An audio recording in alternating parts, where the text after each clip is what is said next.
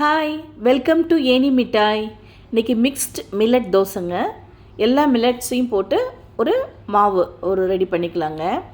தேவையான ஐட்டம்ஸு நான் அரிசி ஆட் பண்ணியிருக்கேன். நீங்கள் அரிசிக்கு பதில் தெனை எதுனாலும் நம்ம அரிசி மில்லட் ரைஸ் ஆட் பண்ணிக்கலாம்.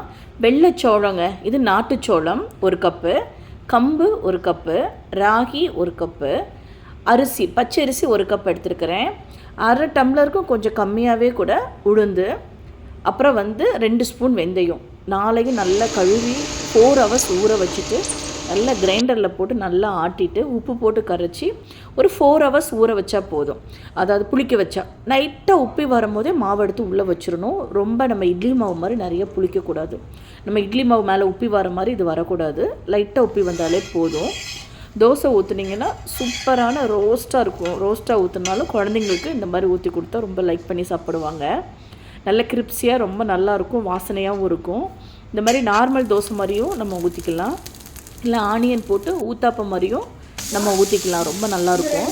இல்லை ஆனியன் எல்லாம் தாளித்து கொட்டி குழிப்பணியாரம் மாதிரி ஊற்றினாலும் ரொம்ப நல்லாயிருக்கும். எல்லாமே நல்லா சூப்பராக வருங்க. இதில் ஒரே மாவு தான் நம்ம தோசை, ஊத்தாப்பம், குழிப்பணியாரம் எல்லாமே போட்டுக்கலாங்க. இதுக்கு தக்காளி சட்னி, வெங்காய சட்னி எல்லாம் ரொம்ப சூப்பர் மேட்சிங்காக இருக்கும். இதோடு அந்த எள்ளு பொடியும் வச்சு சாப்பிட்டிங்கன்னா செம்ம சூப்பராக இருக்கும். ஊர்லெலாம் சோள தோசை எள்ளு பொடி வச்சு சாப்பிடுவாங்க. நல்லா வாசனையாக இருக்கும். ரெண்டுமே நல்லா வாசனையாக இருக்கும். நீங்கள் எப்படி இருக்குன்னு பார்த்துட்டு உங்கள் கமெண்ட்ஸை சொல்லுங்கள். தேங்க்யூ ஃபார் வாட்சிங்.